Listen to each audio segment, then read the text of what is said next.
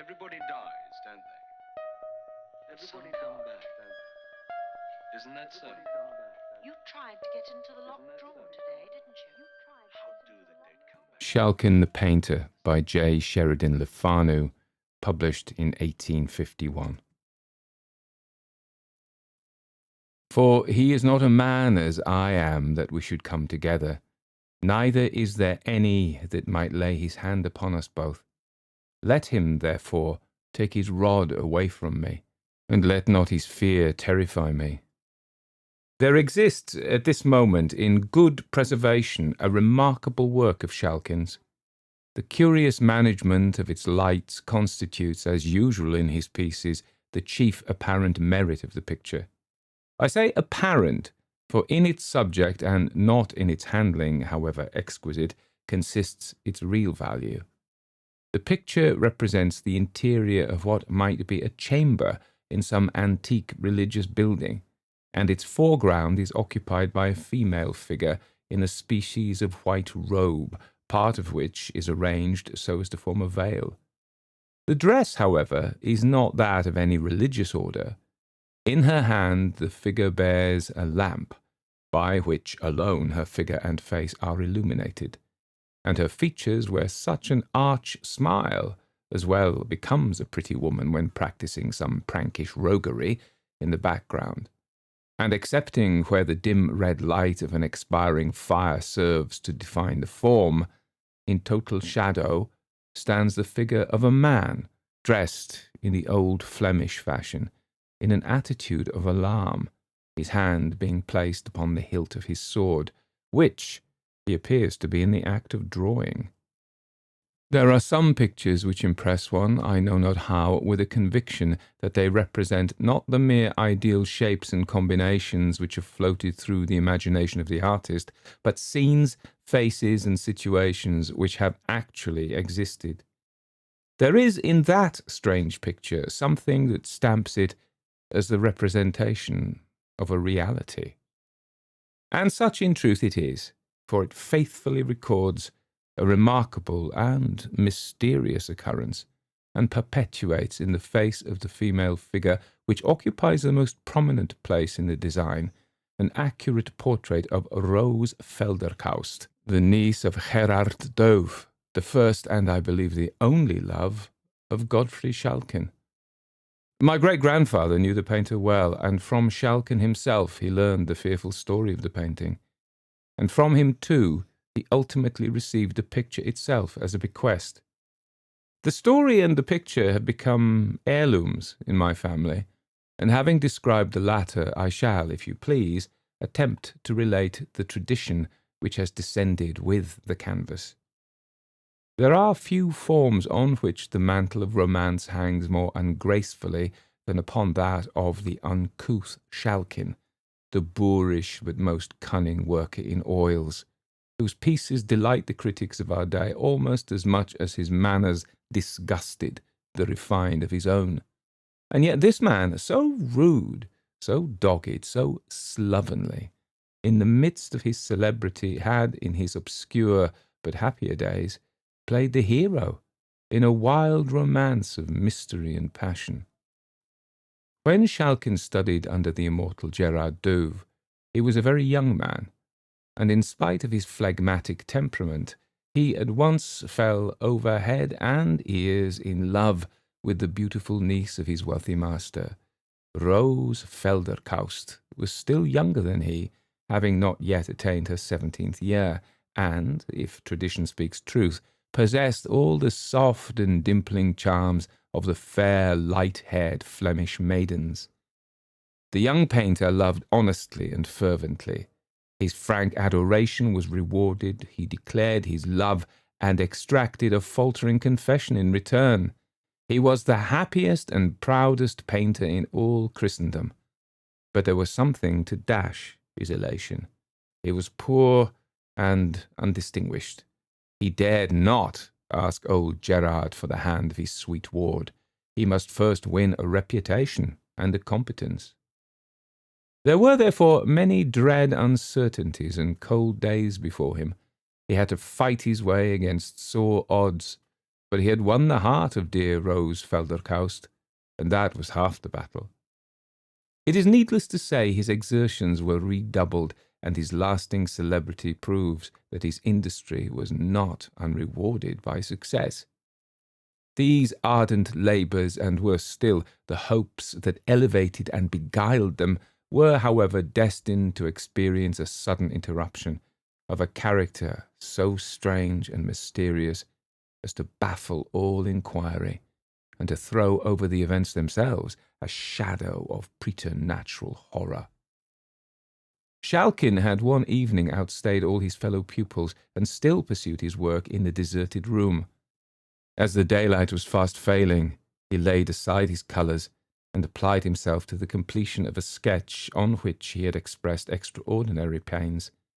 It was a religious composition, and represented the temptations of a pot-bellied St. Anthony. The young artist, however destitute of elevation, had, nevertheless, discernment enough to be satisfied with his own work, and many were the patient erasures and improvements which saint and devil underwent, yet all in vain. The large, old-fashioned room was silent, and, with the exception of himself, quite emptied of its usual inmates. An hour had thus passed away, nearly 2, without any improved result. Daylight had already declined, and twilight was deepening into the darkness of night. The patience of the young painter was exhausted, and he stood before his unfinished production angry and mortified, one hand buried in the folds of his long hair, and the other holding the piece of charcoal which had so ill performed its office, and which he now rubbed, without much regard to the sable streaks it produced, with irritable pressure upon his ample Flemish inexpressibles. "Curse the subject," said the young man aloud. "Curse the picture, the devil's the saint." At this moment a short, sudden sniff, uttered close beside him, made the artist turn sharply round, and he now, for the first time, became aware that his labours had been overlooked by a stranger. Within about 1.5 yards, and rather behind him, there stood the figure of an elderly man in a cloak and broad-brimmed conical hat. In his hand, which was protected with a heavy gauntlet-shaped glove, he carried a long ebony walking-stick, surmounted with what appeared, as it glittered dimly in the twilight, to be a massive head of gold, and upon his breast, through the folds of the cloak, there shone the links of a rich chain of the same metal. The room was so obscure that nothing further of the appearance of the figure could be ascertained, and his hat threw his features into profound shadow. It would not have been easy to conjecture the age of the intruder, but a quantity of dark hair escaping from beneath this sombre hat, as well as his firm and upright carriage, served to indicate that his years could not yet exceed 60 or thereabouts. There was an air of gravity and importance about the garb of the person, and something indescribably odd, I might say awful, in the perfect, stone-like stillness of the figure, that effectually checked the testy comment which had at once risen to the lips of the irritated artist. He, therefore, as soon as he had sufficiently recovered his surprise, asked the stranger civilly to be seated, and desired to know if he had any message to leave for his master. "Tell Gerard Douw," said the unknown, without altering his attitude in the smallest degree, "that Mynheer Vanderhausen of Rotterdam desires to speak with him on tomorrow evening at this hour, and if he please in this room, upon matters of weight. That is all." The stranger, having finished this message, turned abruptly, and with a quick but silent step quitted the room, before Schalken had time to say a word in reply. The young man felt a curiosity to see in what direction the burgher of Rotterdam would turn on quitting the studio, and for that purpose he went directly to the window which commanded the door. A lobby of considerable extent intervened between the inner door of the painter's room and the street entrance, so that Schalken occupied the post of observation before the old man could possibly have reached the street. He watched in vain, however. There was no other mode of exit. Had the queer old man vanished, or was he lurking about in the recesses of the lobby for some sinister purpose? This last suggestion filled the mind of Schalken with a vague uneasiness, which was so unaccountably intense as to make him alike afraid to remain in the room alone and reluctant to pass through the lobby.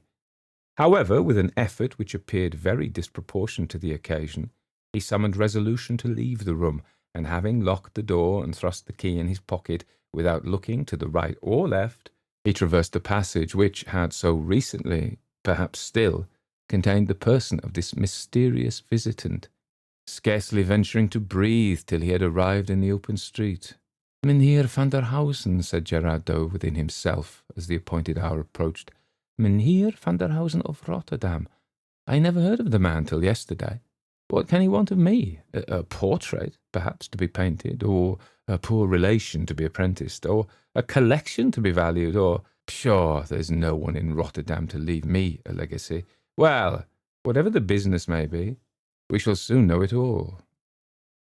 It was now the close of day, and again every easel, except that of Schalken, was deserted.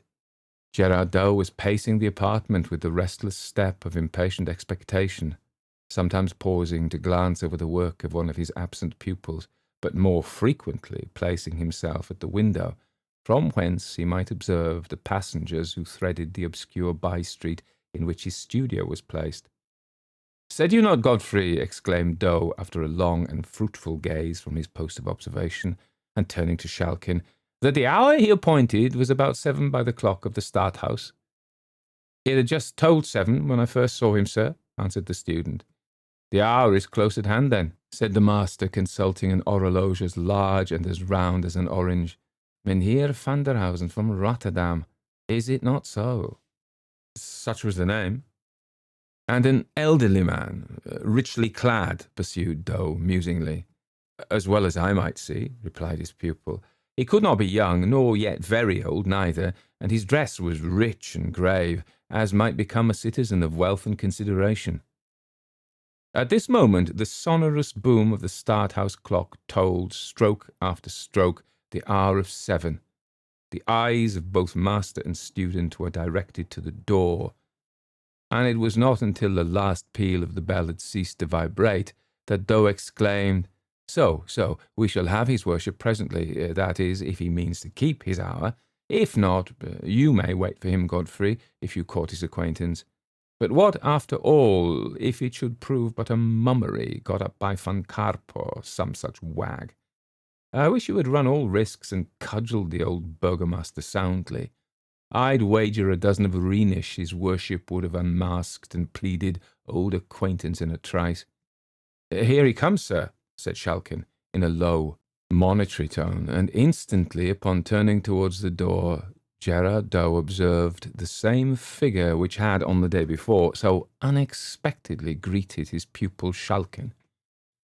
There was something in the air of the figure which at once satisfied the painter that there was no masquerading in the case, and that he really stood in the presence of a man of worship, and so, without hesitation, he doffed his cap, and courteously saluting the stranger, requested him to be seated.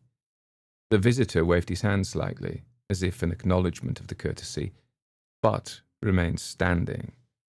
"I have the honour to see Mynheer Vanderhausen of Rotterdam," said Gerard Douw. "The same," was the laconic reply of his visitor. "I understand your worship desires to speak with me," continued Douw, "and I am here by appointment to wait your commands." "Is that a man of trust?" said Vanderhausen, turning towards Schalken, who stood at a little distance behind his master. "Certainly," replied Gerard. "Then let him take this box, and get the nearest jeweller or goldsmith to value its contents, and let him return hither with the certificate of the valuation."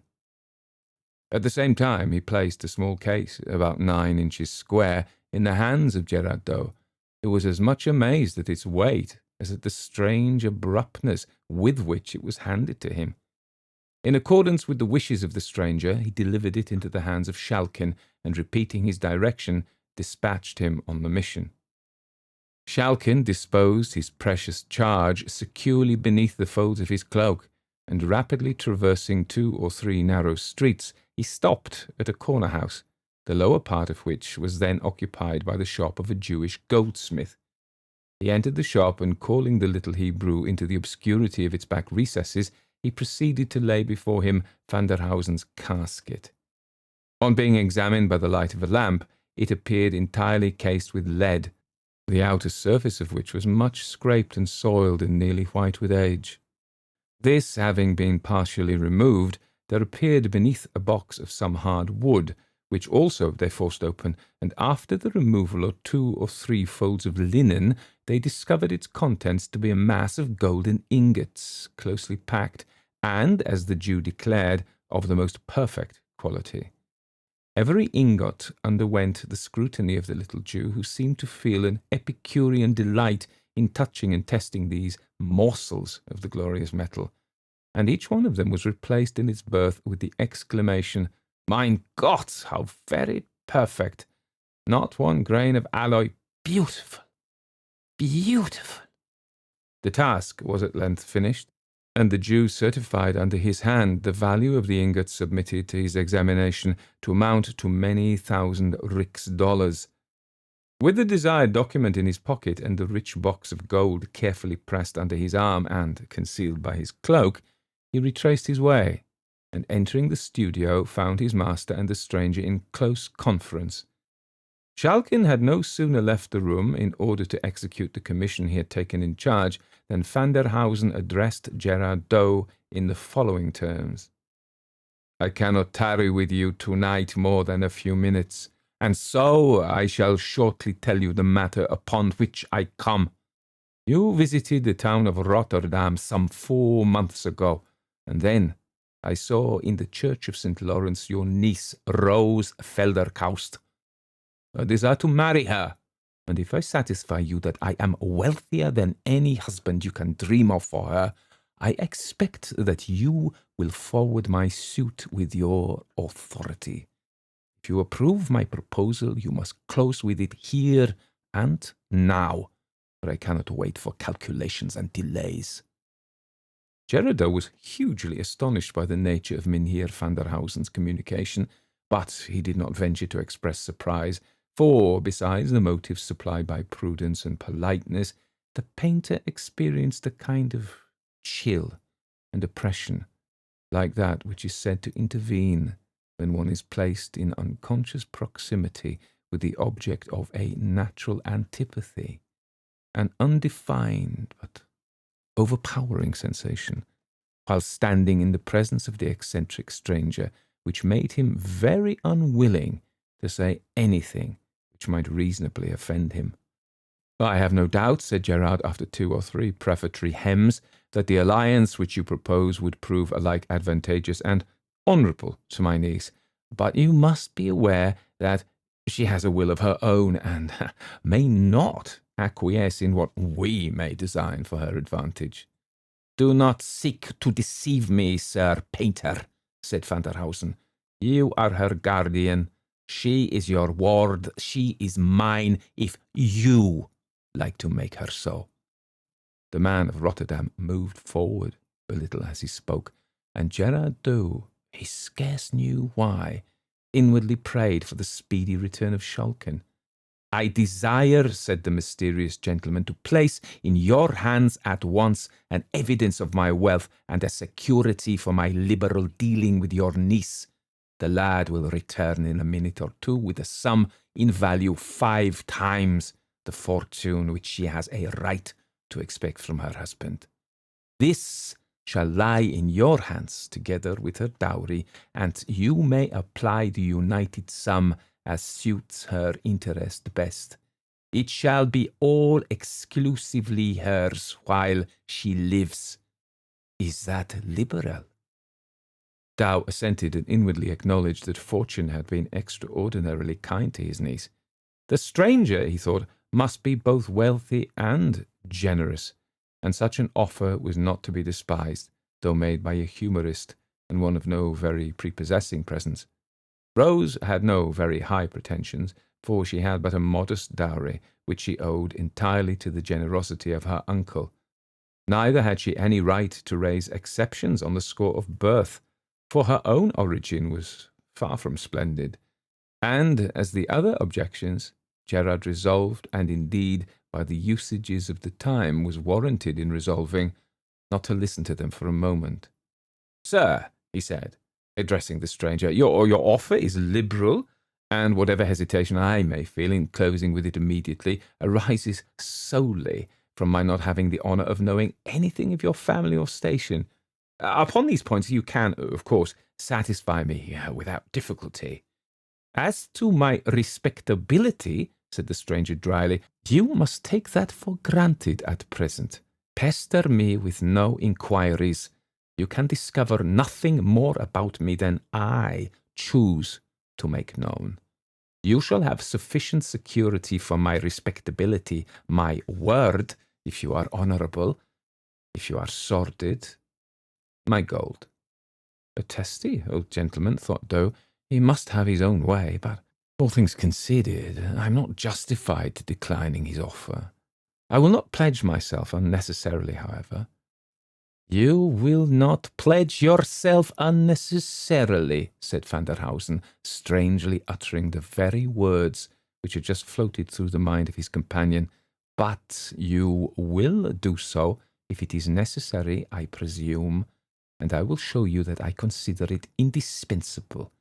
If the gold I mean to leave in your hands satisfy you, and if you don't wish my proposal to be at once withdrawn, you must, before I leave this room, write your name to this engagement. Having thus spoken, he placed a paper in the hands of the master, the contents of which expressed an engagement entered into by Gerard Douw to give Wilken Vanderhausen of Rotterdam in marriage Rose Felderkaust, and so forth, within 1 week of the date thereof. While the painter was employed in reading this covenant by the light of a twinkling oil lamp in the far wall of the room, Schalken, as we have stated, entered the studio, and having delivered the box and the valuation of the Jew into the hands of the stranger, he was about to retire, when Vanderhausen called to him to wait, and presenting the case and the certificate to Gerard Douw, he paused in silence until he had satisfied himself by an inspection of both, respecting the value of the pledge left in his hands. At length he said, "Are you content?" The painter said he would fain have another day to consider. "Not an hour," said the suitor, apathetically. "Well then," said Douw, with a sore effort, I am content. It is a bargain." "Then sign at once," said Vanderhausen, "for I am weary." At the same time he produced a small case of writing materials, and Gerard signed the important document. "Let this youth witness the covenant," said the old man, and Godfrey Schalken unconsciously attested the instrument which forever bereft him of his dear Rose Felderkaust. The compact being thus completed, the strange visitor folded up the paper and stowed it safely in an inner pocket. "I will visit you tomorrow night at 9 o'clock at your own house, Gerard Douw, and will see the object of our contract." And so saying, Wilken Vanderhausen moved stiffly but rapidly out of the room. Schalken, eager to resolve his doubts, had placed himself by the window in order to watch the street entrance. But the experiment served only to support his suspicions, for the old man did not issue from the door. This was very strange, odd, nay, fearful. He and his master returned together and talked but little on the way, for each had his own subject of reflection, of anxiety, and of hope. Schalken, however, did not know the ruin which menaced his dearest projects.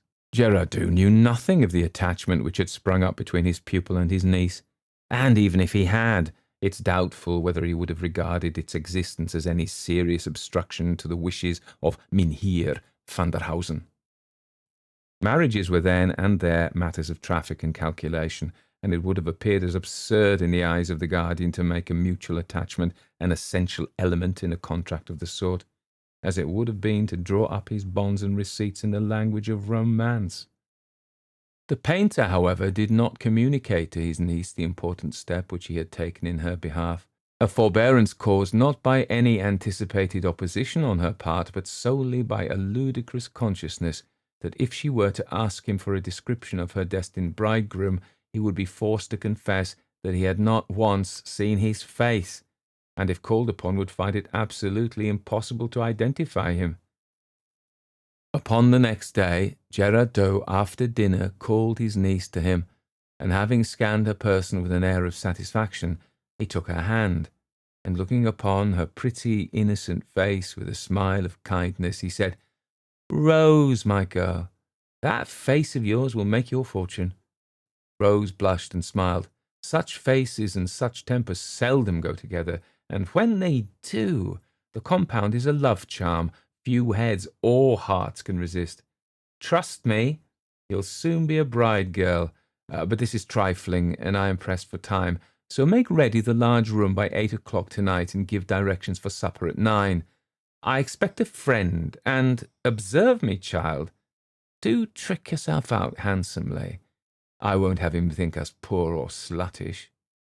With these words, he left her, and took his way to the room in which his pupils worked. When the evening closed in, Gerard called Schalken, who was about to take his departure to his own obscure and comfortless lodgings, and asked him to come home and sup with Rose and Vanderhausen. The invitation was of course accepted, and Gerard Douw and his pupil soon found themselves in the handsome and even then antique chamber which had been prepared for the reception of the stranger. A cheerful wood fire blazed in the hearth, a little at one side of which an old-fashioned table, which shone in the firelight like burnished gold, was awaiting the supper, for which preparations were going forward, and ranged with exact regularity stood the tall-backed chairs, whose ungracefulness was more than compensated by their comfort.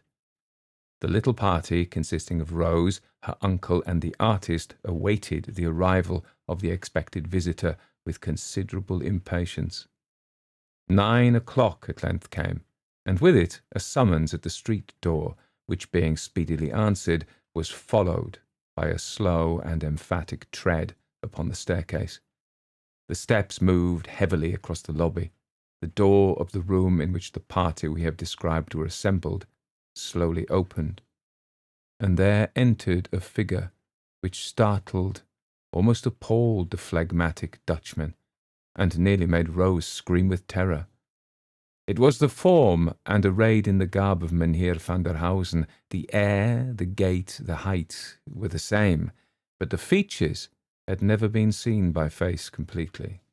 The stranger stopped at the door of the room and displayed his form and face completely. He wore a dark-coloured cloth cloak, which was short and full, not falling quite to his knees. His legs were cased in dark purple silk stockings, and his shoes were adorned with roses of the same colour. The opening of the cloak in front showed the undersuit to consist of some very dark, perhaps sable, material, and his hands were enclosed in a heavy pair of leather gloves, which ran up considerably above the wrist, in the manner of a gauntlet. In one hand he carried his walking stick and his hat, which he had removed, and the other hung heavily by his side. A quantity of grizzled hair descended in long tresses from his head, and rested upon the plaits of a stiff ruff which effectually concealed his neck. So far, all was well. But the face. All the flesh of the face was coloured with the bluish, leaden hue, which is sometimes produced by metallic medicines administered in excessive quantities. The eyes showed an undue proportion of muddy white, and had a certain indefinable character of insanity. The hue of the lips, bearing the usual relation to that of the face, was consequently nearly black, and the entire character of the face was sensual, malignant, and even satanic. It was remarkable that the worshipful stranger suffered as little as possible of his flesh to appear, and that during his visit he did not once remove his gloves. Having stood for some moments at the door, Gerard Douw at length found breath and collectedness to bid him welcome, and with a mute inclination of the head the stranger stepped forward into the room. There was something indescribably odd, even horrible, about all his motions, something undefinable that was unnatural, inhuman. It was as if the limbs were guided and directed by a spirit unused to the management of bodily machinery. The stranger spoke hardly at all during his visit, which did not exceed half an hour, and the host himself could scarcely muster courage enough to utter the few necessary salutations and courtesies, and indeed, such was the nervous terror which the presence of Vanderhausen inspired, that very little would have made all his entertainers fly in downright panic from the room. They had not so far lost all self-possession, however, as to fail to observe two strange peculiarities of their visitor. During his stay, his eyelids did not once close, or indeed move in the slightest degree. And farther, there was a death-like stillness in his whole person, owing to the absence of the heaving motion of the chest caused by the process of respiration. These two peculiarities, though when told they may appear trifling, produced a very striking and unpleasant effect when seen and observed. Vanderhausen at length relieved the painter of Leyden of his inauspicious presence, and with no trifling sense of relief, the little party heard the street door close after him. "Dear uncle," said Rose, "what a frightful man! I would not see him again for all the wealth of the States." "Tush, foolish girl," said Douw, whose sensations were anything but comfortable. "A man may be as ugly as the devil, and yet, if his heart and actions are good, he is worth all the pretty-faced, perfumed puppies that walk the mall. Rose, my girl, it's very true. He has not thy pretty face, but I know him to be wealthy and liberal, and were he 10 times more ugly, these two virtues would be enough to counterbalance all his deformity, and if not sufficient, actually to alter the shape and hue of his features, at least enough to prevent one thinking them so much amiss." "Do you know, uncle," said Rose, "when I saw him standing at the door, I couldn't get it out of my head that I saw the old painted wooden figure that used to frighten me so much in the church of St Laurence at Rotterdam." Gerard laughed, though he could not help inwardly acknowledging the justness of the comparison. He was resolved, however, as far as he could, to check his niece's disposition to dilate upon the ugliness of her intended bridegroom, though he was not a little pleased, as well as puzzled, to observe that she appeared totally exempt from that mysterious dread of the stranger which, he could not disguise it from himself, considerably affected him, as also his pupil Godfrey Schalken. Early on the next day there arrived from various quarters of the town rich presents of silks, velvets, jewellery, and so forth for Rose, and also a packet directed to Gerard Douw, which, upon being opened, was found to contain a contract of marriage formally drawn up between Wilken Vanderhausen of the Boom Key in Rotterdam and Rose Velderkaust of Leyden, niece to Gerard Douw, master in the art of painting, also of the same city, and containing engagements on the part of Vanderhausen to make settlements upon his bride, far more splendid than he had before led her guardian to believe likely, and which were to be secured to her use in the most unexceptionable manner possible, the money being placed in the hand of Gerard Douw himself. I have no sentimental scenes to describe, no cruelty of guardians, no magnanimity of wards, no agonies or transport of lovers. The record I have to make is one of sordidness, levity, and heartlessness.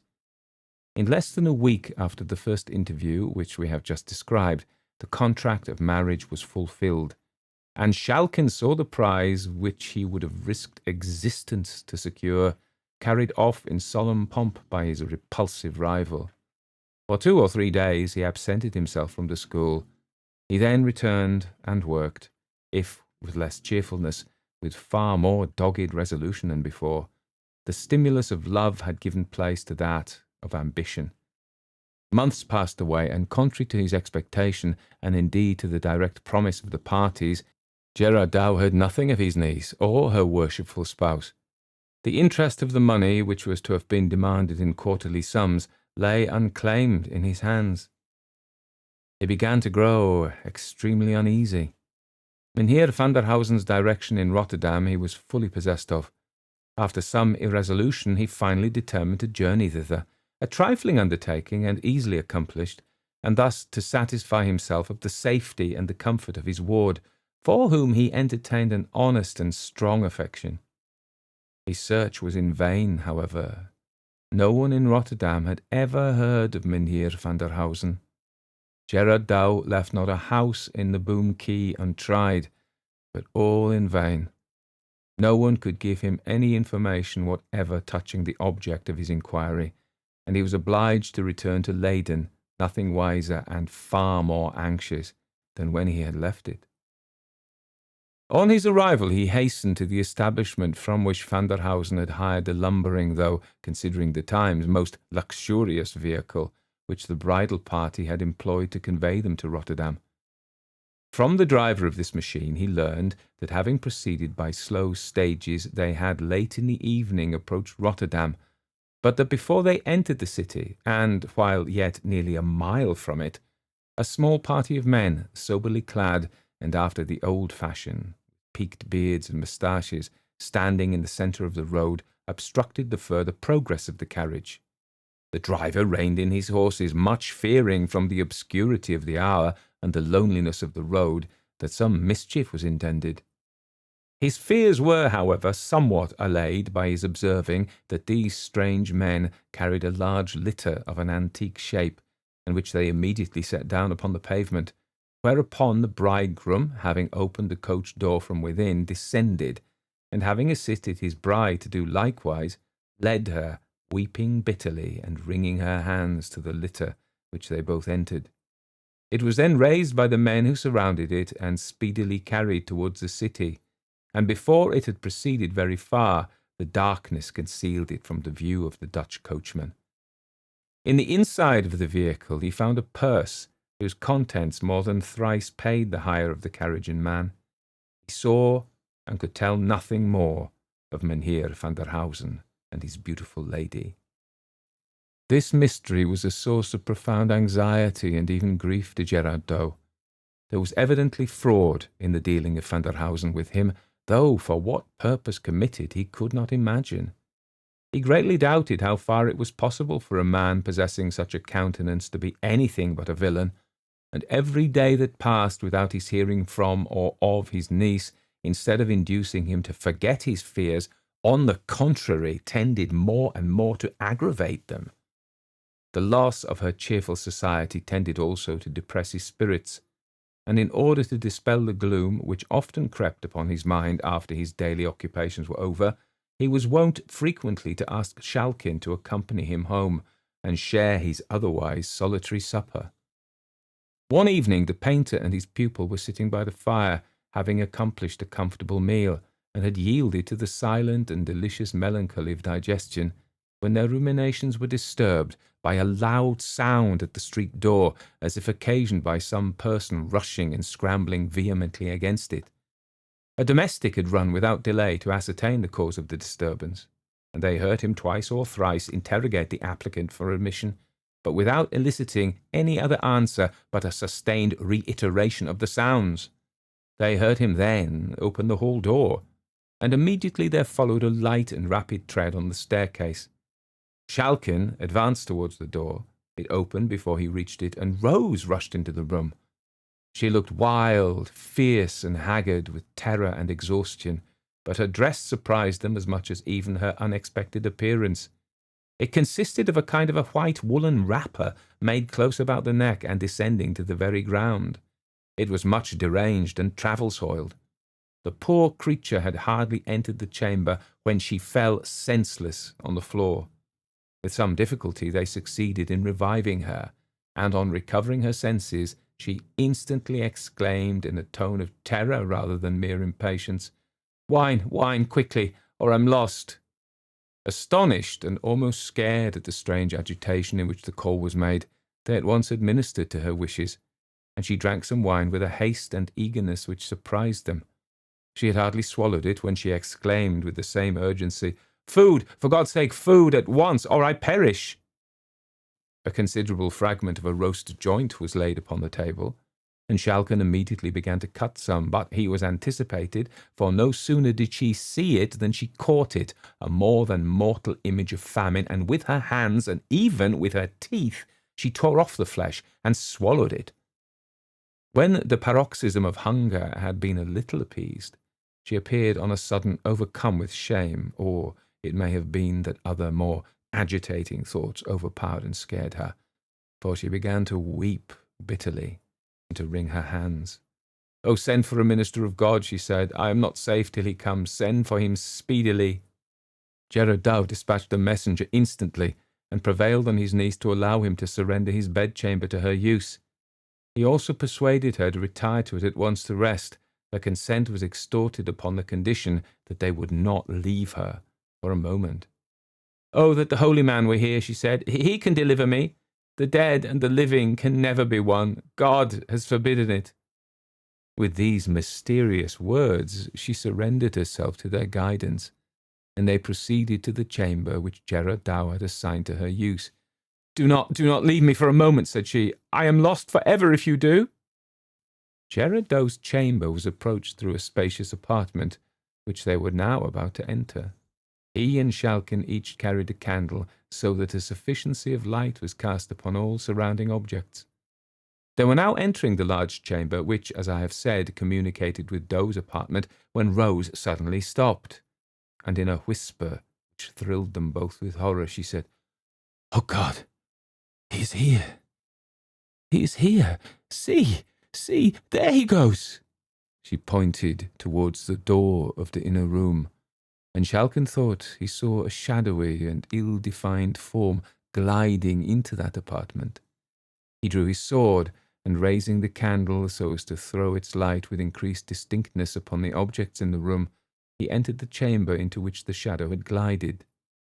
No figure was there, nothing but the furniture which belonged to the room, and yet he could not be deceived as to the fact that something had moved before them into the chamber. A sickening dread came upon him, and the cold perspiration broke out in heavy drops upon his forehead. Nor was he more composed when he heard the increased urgency and agony of entreaty with which Rose implored them not to leave her for a moment. "I saw him," said she. "He's here. I cannot be deceived. I know him. He's by me. He's with me. He's in the room. Then, for God's sake, as you would save me, do not stir from beside me." They at length prevailed upon her to lie down upon the bed, where she continued to urge them to stay by her. She frequently uttered incoherent sentences, repeating again and again, "The dead and the living cannot be one. God has forbidden it." Then again, "Rest to the wakeful, sleep to the sleepwalkers." These and other such mysterious and broken sentences she continued to utter until the clergyman arrived. Gerard Douw began to fear, naturally enough, that terror or ill-treatment had unsettled the poor girl's intellect, and he half suspected, by the suddenness of her appearance, the unseasonableness of the hour, and above all from the wildness and terror of her manner, that she had made her escape from some place of confinement for lunatics, and was in imminent fear of pursuit. He resolved to summon medical advice as soon as the mind of his niece had been in some measure set at rest by the offices of the clergyman whose attendance she had so earnestly desired. And until this object had been attained, he did not venture to put any questions to her, which might possibly, by reviving painful or horrible recollections, increase her agitation. The clergyman soon arrived, a man of ascetic countenance and venerable age, one whom Gerard Douw respected very much, forasmuch as he was a veteran polemic, though one perhaps more dreaded as a combatant than beloved as a Christian, of pure morality, subtle brain, and frozen heart. He entered the chamber which communicated with that in which Rose reclined, and immediately on his arrival she requested him to pray for her, as for one who lay in the hands of Satan, and who could hope for deliverance only from heaven. That you may distinctly understand all the circumstances of the event which I am going to describe, it is necessary to state the relative position of the parties who were engaged in it. The old clergyman and Schalken were in the anteroom of which I have already spoken. Rose lay in the inner chamber, the door of which was open, and by the side of the bed, at her urgent desire, stood her guardian. A candle burned in the bedchamber, and 3 were lighted in the outer apartment. The old man now cleared his voice, as if about to commence, but before he had time to begin, a sudden gust of air blew out the candle which served to illuminate the room in which the poor girl lay, and she, with hurried alarm, exclaimed, Godfrey, bring in another candle. The darkness is unsafe.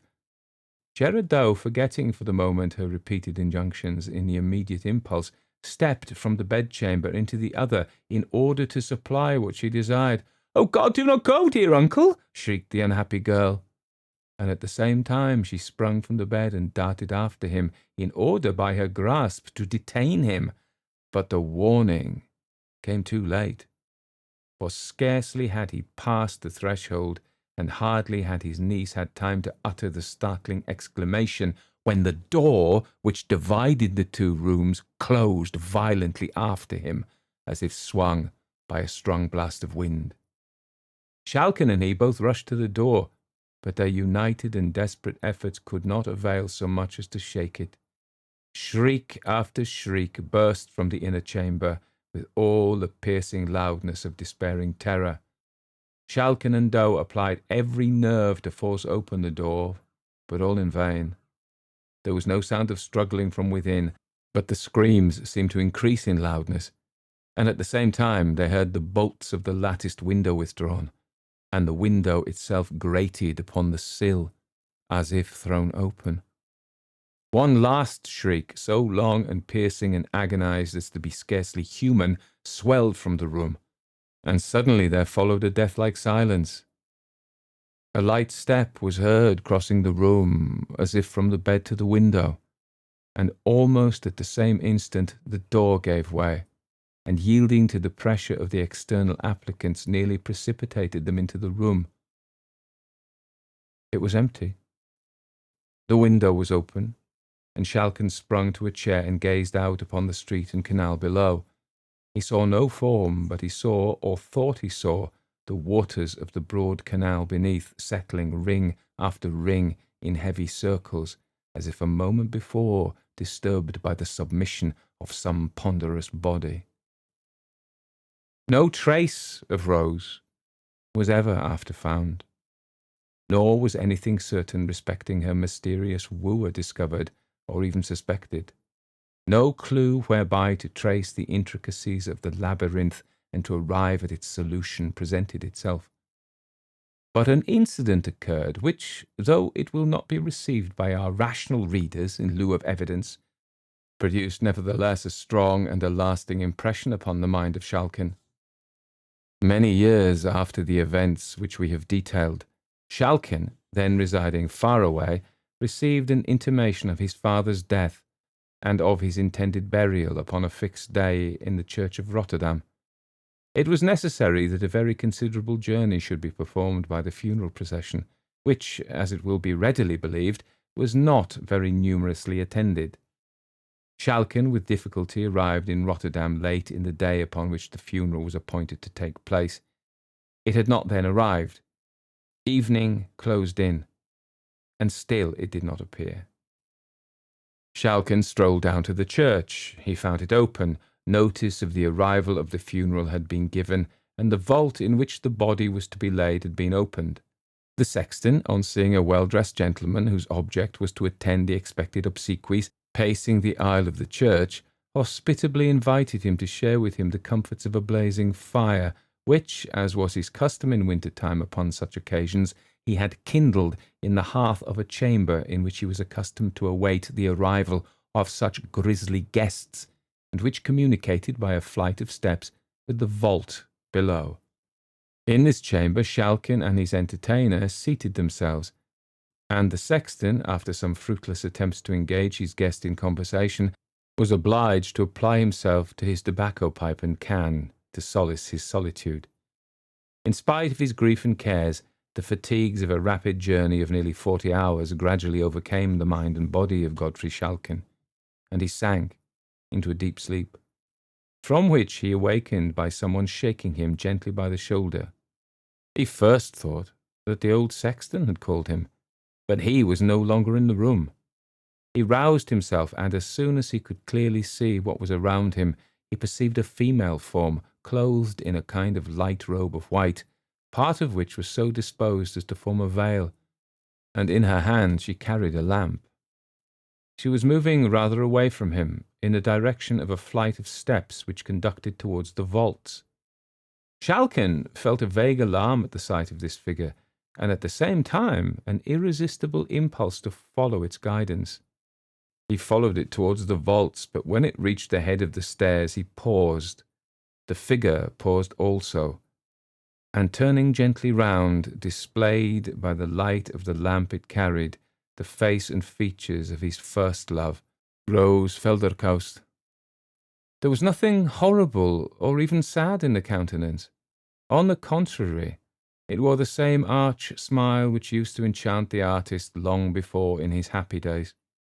A feeling of awe and interest, too intense to be resisted, prompted him to follow the spectre, if spectre it were. She descended the stairs, he followed, and turning to the left, through a narrow passage, she led him, to his infinite surprise, into what appeared to be an old-fashioned Dutch apartment, such as the pictures of Gerard Douw have served to immortalize.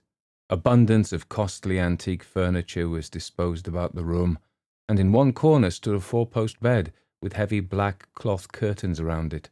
The figure frequently turned towards him with the same arch smile, and when she came to the side of the bed, she drew the curtains, and by the light of the lamp which she held towards its contents, she disclosed to the horror-stricken painter, sitting bolt upright in the bed, the livid and demoniac form of Vanderhausen. Schalken had hardly seen him when he fell senseless upon the floor, where he lay until discovered on the next morning by persons employed in closing the passages into the vaults. He was lying in a cell of considerable size, which had not been disturbed for a long time. He had fallen beside a large coffin, which was supported upon small pillars, a security against the attacks of vermin.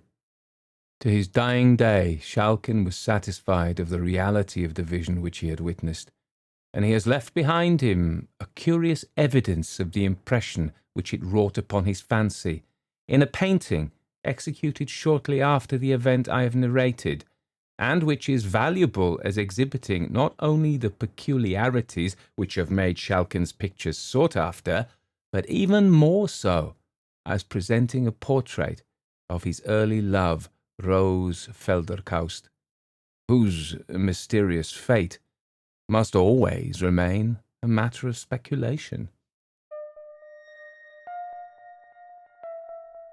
If you like that story, consider supporting me as a patron. That way you help me make more stories for you and get access. Isn't that so? You tried to get into the locked room. So that was Schalken the Painter by J. Joseph Sheridan Le Fanu. And I've been doing a run of Sheridan Le Fanu stories recently. I did Madame Kroll's Ghost not long ago. Did some an account of some strange disturbances on Angers Street. Last week, I've done Carmilla, of course. I've done Green Tea. I've done, what's her name? Silver Bell. I can't remember that one, but about the girl does a deal with the devil. So I'm a bit of a fan, really. Anyway, let me tell you something about him. He was Irish, born on 28th August 1814 in Dublin, one of the leading exponents of the Victorian ghost story, very much admired by later writers such as M.R. James and H.P. Lovecraft. He came from a literary family. His father was a clergyman. His great uncle, Richard Brinsley, was born in Dublin in 1751. He fought some duels against a man who defamed the honour of his... And he's very interesting in himself. So what happens with these things? You get down the rabbit hole now. I was reading an interesting article about the use of the phrase, the rabbit hole. So, of course, it's first used as per Alice in Wonderland, whereby it means going somewhere very strange.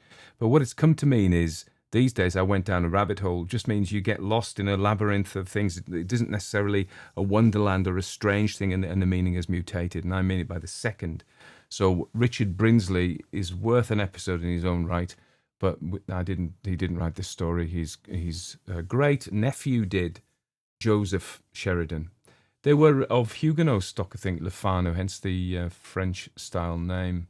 And obviously the Huguenots were French Protestants who fled persecution because of the Catholic king of France wanted to kill them all. This is what happens. People want to kill people because they're different. I don't get it myself. Mainly, I just want to kill people who give me parking tickets. Nothing to do with their religion. I don't care. Or where they come from. So anyway, so back to Joseph. He initially studied law at Trinity College, but his passion for literature led him to pursue a career in writing. He began by contributing to the various Dublin newspapers and magazines. He gained recognition for his tales of mystery and the supernatural, often exploring themes of horror, the occult, and psychological suspense. His works were heavily influenced by Gothic literature and German Romanticism. Famous books, Carmilla, 1872. We did Angus Street, and that was... He published it again under another name, and it was kind of Bram Stoker, who worked for him later, borrowed a lot from Carmilla for Dracula, but also wrote a story called The Judge's House, which is a pretty much straight borrowing, or not a straight borrowing, but a very close borrowing from the disturbances on Angus Street. So, you know, he was quite young when he died, 1873. His wife died, and which when she was quite young, and he never really recovered from it. So he joined the staff of the Dublin University magazine and became proprietor and editor in 1861.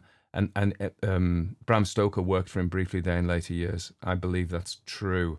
So he's only 58. He's buried at Mount Jerome Cemetery in Dublin. If you ever want to go and see him, I think I might go and see him next time I'm in Dublin. Turns out when he originally published it, it was called Strange Event in the Life of Schalken the Painter, being a seventh extract from the legacy of the late Francis Purcell PP of Drumcoola in Dublin University magazine, May 1839. And then the original version was this original version was reprinted after Le Fanu's death in the Purcell papers.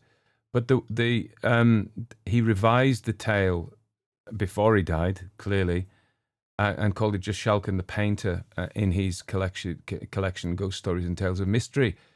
It published Dublin by McGlashan in 1851. It was illustrated by his son, George Brinsley Sheridan Le Fanu. For those that didn't know, the original quote, the first quote that introduces it is from Job 9, verses 32 to 35. For he is not a man as I am, that I might answer him, that we should come to trial together. There is no arbiter between us who might lay his hand on us both. Let him take his rod away from me, let not dread of him terrify me. Then I would speak without fear of him, for I am not so in myself. Obviously, I believe Job's talking about God there, but he's talking about the monstrous Vanderhausen. There's a lot of the Vanderhausen, and what's she called? The names. Rose's second name is very similar to my mind. Not if you're a Dutch speaker, I suppose. I did learn a bit of Dutch once, and some Afrikaans actually. But there we are. It's another story. So yeah, Schalken was a real dude. Gottfried Schalken was a real man. Born 1643 and died 1706, was a Dutch genre and portrait painter. He was noted for his mastery in reproducing the effect of candlelight and painted in the exquisite and highly polished manner of the Leiden Feinschilders. He was born in North Brabant. Before he was 4 years old, his family moved to Dordrecht, where his father became a rector of the Latin school. He studied under Samuel van Hoogstraten in Dordrecht before he moved to Leiden in the studio of Gerard Douw. There you go, one of Rembrandt's most famous pupils. So there you go. So it's a real thing. His subject of the real Schalken's subjects were frequently women surrounded by shadow, their hands and faces dimly illuminated by the candles they carry, eyes speaking wryly of unspoken thoughts, smiles twisted in suggestive grins. They are simultaneously gentle and alluring, a velvet blend of innocence and innuendo. Money and its relationship to sex prominently feature in these paintings, where men tempt blushing girls with necklaces and coins in dark chambers lit only by flickering candles. Prostitution is the subtext of many of these pictures, and the tangled, complex psychology of money and sex are ubiquitous throughout his work. I should tell you something. I got that, and it talks about his chiaroscuro style. I got it from ChatGPT. Now, we know ChatGPT makes things up. That might not be true, but it's well written, isn't it? And of course, one of the things that he says is Le Fanu, of course, it was an Irish Protestant, and Schalken was associated with the court of King William, King Billy and of the Orange Order, of Orange, and the Orange Order and all that thing. So whether that is relevant, I don't really see that, but and clearly the orange and the green are very important themes and divisive themes in Irish history. But we have to remember it's a short story. I am nearly finished a book, a very short book called The Encyclopedia of the Dead by a Yugoslav author called Danilo Kish, who's also dead. And he in his introduction, he talks about, or it's talked about the difference between novels and short stories. And he wrote mainly short stories, and his point of view was you can only get one idea across. Like a novel, you can explore a lot of things, but in a short story, you're just making one point. Now, it would be, and we could extrapolate from this story, and we could talk about themes of this, that, and the other. I think he's a vampire, isn't he? The old Vanderhausen. He's a vampire of some kind, but he wants to marry the dead. And in a sense, we just did Clarimonde by Théophile Gautier recently, which is obviously a French story, but it's also about a dead person, a vampire, Clarimonde in this case, wanting to marry a living person. So he has, if you're an undead, I suppose you've been around a bit. You've had some investments. Your tracker shares have paid off because you bought them in 1602, and so therefore 200 years later they're worth a lot of money. So you've got plenty of dough, and you can pay for somebody to marry you. I wouldn't do that. I think it's immoral to pay somebody to marry you. I'm kind of smiling at myself there. Just imagine. Anyway, I have never paid anybody to marry me, just so as you know. But okay, so yeah, so one is tempted to look deeply into these things, and the image of Rose and the picture of Rose. She is gone, but her picture remains. There's all sorts of things there. She's a figure in white, even though it's a shroud. So she represents both purity and corruption at the same time, and her white dress is dirty. She doesn't appear. The living Rose, when she escaped, was terrified. But when she comes to see him later on, when he's gone to his father's funeral at Rotterdam, and he's just dozing off in the church, she doesn't appear to be completely unhappy, or she doesn't appear to be unhappy with the situation. What do we make of that? What do we make of that? That doesn't make isn't consistent with the story, because she was terrified, and then why is she not terrified? And so that kind of tempts us, and that's a problem here. It tempts us to kind of analyze and go, well, what's going on here? Because we're pattern forming creatures. We see clouds, we see shapes in the clouds. So we get a story that actually has an unexplained thing in it, and we're like, oh yeah, what's that about, really? The living marrying the dead. There's all sorts of deep themes that you could dig out, but remember, just because we can do it doesn't mean certainly that the Fanu meant it, or that it's true. It might just be us thinking those things, and I often am pleased when people put their own understandings of stories in the comment sections of when I've done it, and some of them I think, whoa. Some of them I think, wow, I never thought of that, and oh yeah, that seems right. Or some of them I think, well, that's wacky. But then people might think about mine. So there we are. We might also, because I think if it was a Hollywood, it was made this into a made-for-television horror film, which I have seen but I've forgotten, and it was very well liked. And in that, what they did was they made him fight more for Rose, because in this story, old Schalken's like, you're the love of my life, I love you forever. Oh, you're marrying somebody? Oh well, never mind. I'll just get on with my work. I'll still be your uncle's pal, and we'll just crack on. But we would expect the modern people, no, he's got to fight for her. And then we would imagine, if we were writing it for Hollywood, he would find the tomb. There would be some kind of Indiana Jones battle with the Lich that is Vanderhausen, and he would come out and he would rescue Rose. But that is not what happens in this story, which in a sense, well, you can either look at it and think it's a flawed story because that doesn't happen, or you can think, well, actually, it's a bit more interesting than the potted kind of stories that we would get that, I might write. Fanu doesn't do that. He actually, and he's capable. He's a very accomplished writer, so there are reasons why he didn't do that. and that, the fact that I don't get them is probably a tribute to the fact he's a cleverer man than me. When I'm doing these analyses, I sometimes go and I try and run it through different lenses to see if I can get anything out of it. So for this, I said, I went to old ChatGPT. Let's look at the story from a semiotic point of view, which is the use of symbols. And it says things, and I'm not actually, I don't necessarily...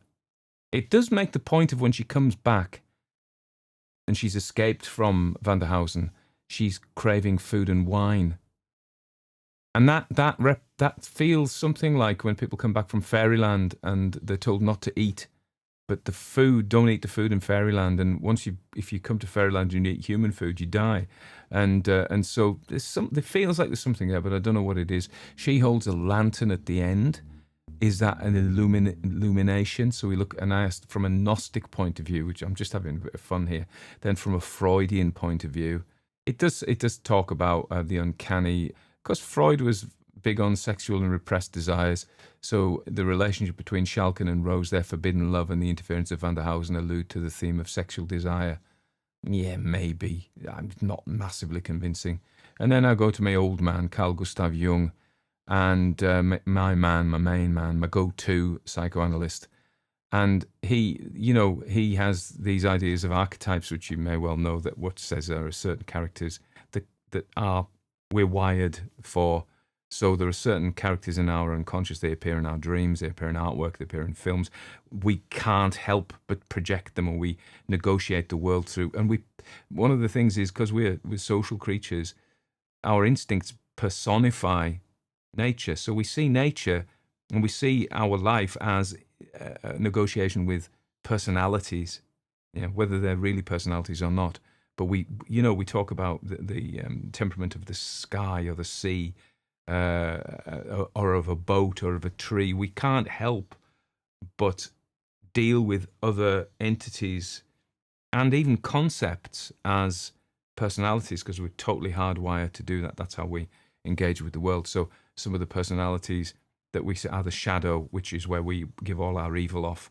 Because as group creatures, well, and this is what I find in my work, as a psychiatric nurse. I find that most people's problems are due to, and I'm not, I had a thought and then I had another thought. Let's just have the first thought.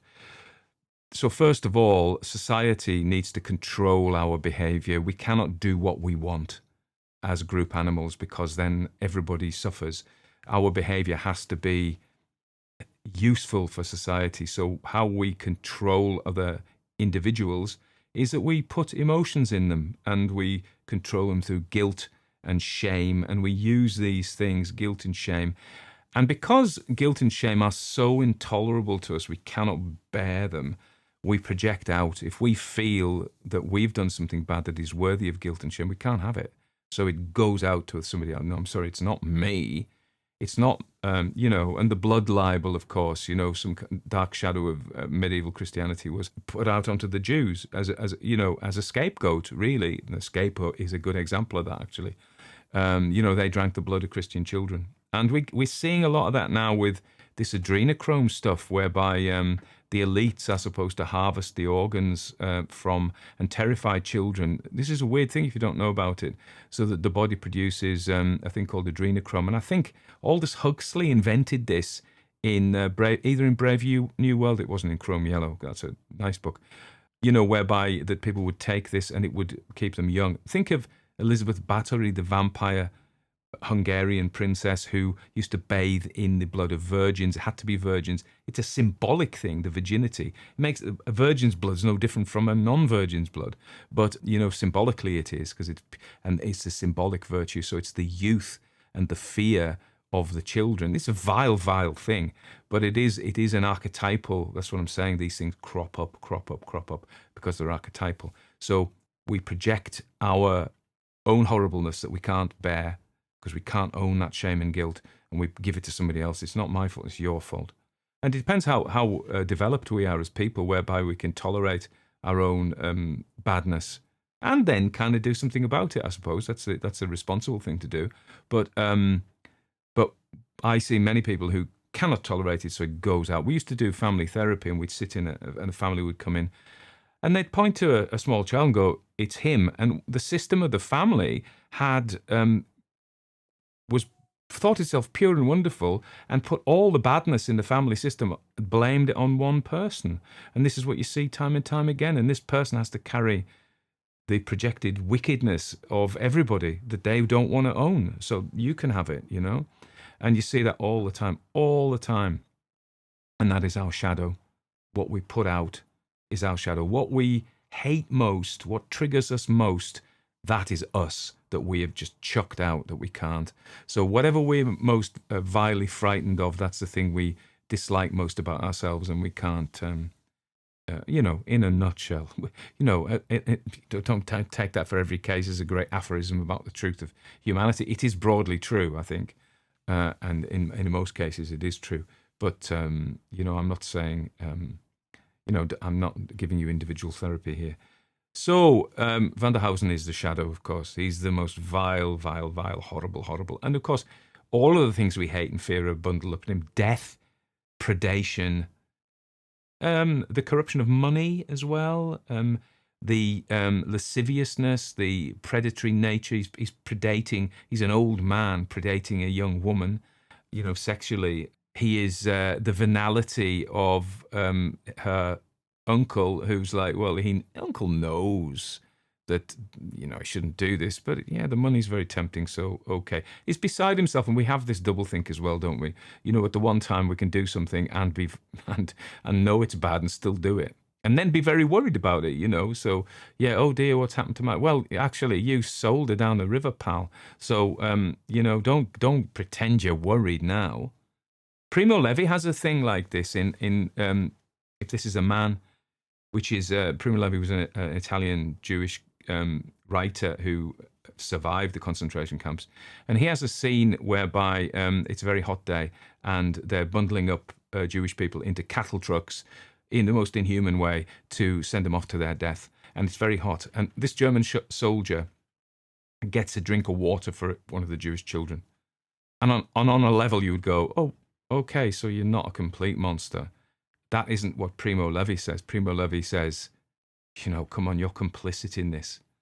You know, you are just salving your conscience. And in a sense, the uncle's just salving his conscience. He sold his niece to this monster for money, and he's salving his conscience by feeling bad about it. You know, it's easy to do that. And the same with Schalken himself. You know, what did Schalken do to save her? Absolutely zilch. So, and he pursued ambition. So therefore, there's if you think of all, I think the only one who doesn't come out of it badly is maybe Rose. But everybody else is a bit of a scumbag, let me say. And it all goes on Vanderhausen. They all manage to come out of it as being, yeah, we're not too bad, because all our meanness and avarice and weakness and cowardliness and love of money, I've already said that, and love of power, we're all going to give that to Vanderhausen, and he ends up being the bad guy, which I'm guessing he was.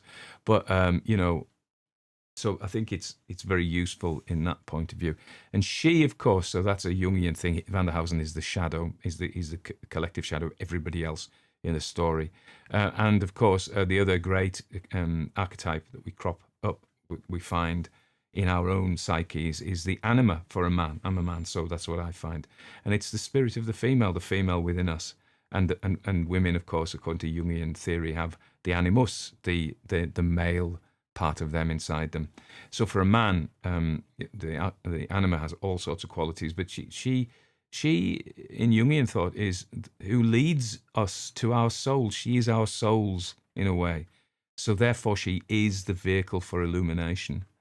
And so I would say that if this was a Jungian story, what you have to do, Schalken would have to do, would be assimilate his shadow, accept the wickedness in him and take it back from Vanderhausen, which he doesn't do, and also follow the illumination of his soul, Rose.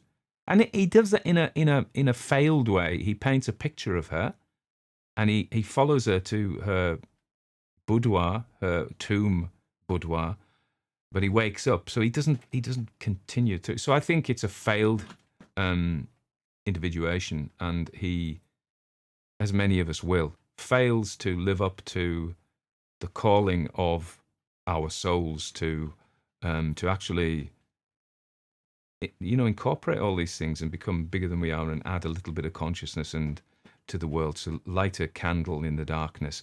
And but some of us, and maybe me too, we prefer to sit in the dark and just ignore all these things. So it's really hard to confront these things in ourselves. So anyway, there you go.